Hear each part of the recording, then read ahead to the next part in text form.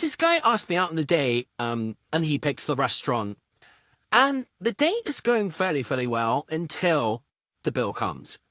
So when the waiter puts the bill down, it's like neither of us acknowledge it. Can you pause it for a second? What is going on?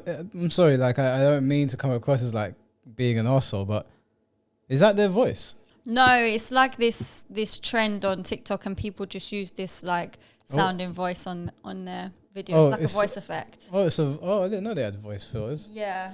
My lord. And I'm waiting for him to say something, and he doesn't. So I just kind of ignore it. But the waiter comes back and asks, like, oh, do you guys want to split or pay together? And this man that I'm on the date with looks me in the eye, and he's like, like, for like 30 seconds. So I'm like, he clearly does not want to pay for me. Let's just split it. So I say, I mean, we can split. And he's like, oh yeah, good. Grinning as soon as I say, let's split. So we pay, and yeah, I can go home. And he says, like, you see these things when you finish your first date, like, oh, it's running really nice, whatever. So I get this text the next day. And so when he says, like, oh, I know we agreed to split, but I was just thinking about it, I assumed that he was so embarrassed that he had paid, that, like, he had asked to split, that he was going to send me the money. Boy, was I fucking wrong. I had a cocktail, he got a beer, also got extra avocado, and he asked me to send the £7. The £7. I don't even know if it added up to £7. Even if it did, like, why the hell would you ask me to split that?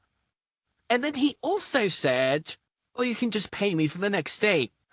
Like, bold of you to think we're going to get a next date. Like, after asking me for £7, you think that's going to be a date too? But I genuinely have not replied, and I'm not going to, just because the audacity is absolutely crazy. Okay, well, first of all, it's not a horror story. She's exaggerating. Secondly, yeah, he should have, when they said split the bill. If you agree to pay that, like when I go out with my friends sometimes, my food generally doesn't cost that much. Theirs is always a lot more expensive. But if we agree to split it, I'll split it. I'm happy to split it.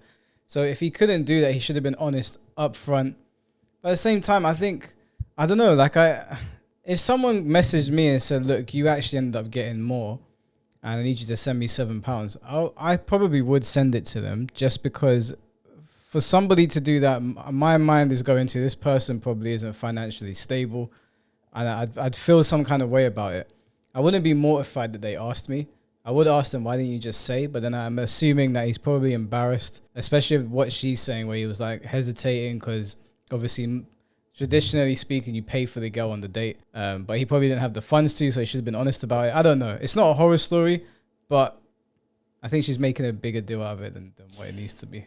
Look, I go out with my friends all the time, and we'll always be like, yeah, let's just split the bill evenly. Even if somebody got more than me, even if someone was drinking alcohol or someone got a dessert or a starter and I didn't, I would still just split it, because that's just how I am as a person.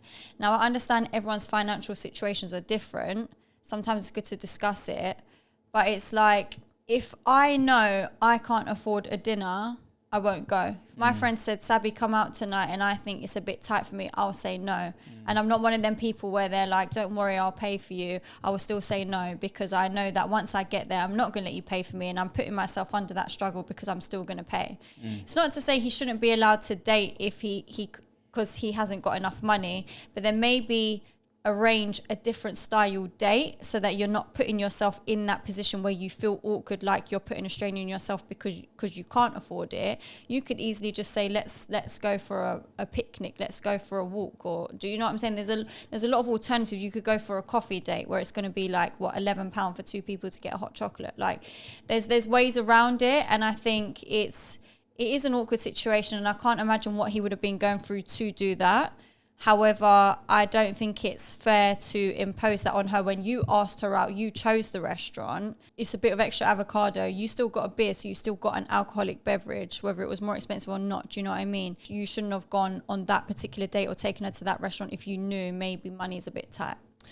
Yeah, I don't know why people shell out for things that they can't do. You can do really fun things without spending no money. Yeah. If it takes an extravagant restaurant and a lot of money to impress the girl, she's probably not worth it anyway. So I would say it's probably just best to be honest. Yeah, look, I really like you.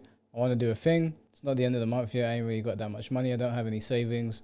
Obviously, you're not going to divulge all that information, but you're saying in a way where you guide her to like agree to a date where it's not going to cost you a lot of money. If you agree to split the bill, then you agree to split the bill. You can't be asking people for them. I mean, you can, and like I said, I'd probably, if it was £7, I'd probably give it back, just because I think some people are going to be tight about it, but some people are genuinely struggling financially. That's just me personally. I can also understand where if you agree to split the bill and then you say no, I can understand that as well, because you agreed to split the bill and you've gone back on it. Yeah, but this is it. It's a case of, I can understand that people might not be able to afford it, but then there and then in the moment when the waiter said, do you want to split it? He could have said, do you want to come back? And then they could have gone through and just paid for what they had individually. He didn't have to there and then agree and say, yeah, just split it, and then dwell on it and then contact her and ask for the money. Do you know what I think it is? I think guys feel such pressure to perform on a date and be the one paying that they end up putting themselves in dumb situations where they shouldn't be shelling out that kind of money, and then reality hits them when they get home. And I would say to guys, look, like, just date within your means and go to places that are within your means. Don't try to impress somebody, because first of all, you might impress them on the first date, but if you can't even afford to pay for an avocado, you won't be able to keep that facade going. She will clock on eventually. And if she's someone that cares about materialistic things, you're not going to be able to keep her around. So best just be yourself. Keep it simple. Keep it cheap. Keep it real. So, and you can even say to her, because we're adults. Like, I mean, I'm 30. Like, if I'm having a conversation with a girl, we're going to go on a date, the parameters are going to be clearly outlined. You don't have to go over everything, because that gets a bit weird. But it's just like, imagine they got married and they lived together and he goes, oh, you've had 10 showers this week, I've only had 7, so you have to pay more of the water bill. Well, that's a bit extreme.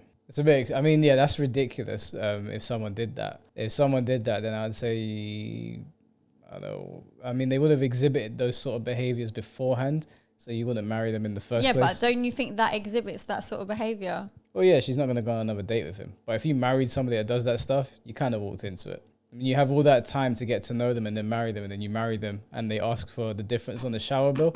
Now, I would understand if like you had friends in the house and they were continuously using your electricity and you asked them for the money. But if it's your wife, you split it. And obviously she could be not working and draining the electricity, and then like, you can have a conversation there. I don't know. It's a multi-layered situation. But this one in particular, it's not a horror story. She's over-exaggerating. There's actual horror stories on dates that we've been through before. That's not one of them. That's why I said horror story. Yeah, it's a mild inconvenience. Maybe that's a horror to her. Or if that's a horror to you, then get off of Hinge and Tinder, because there are some real weirdos out there.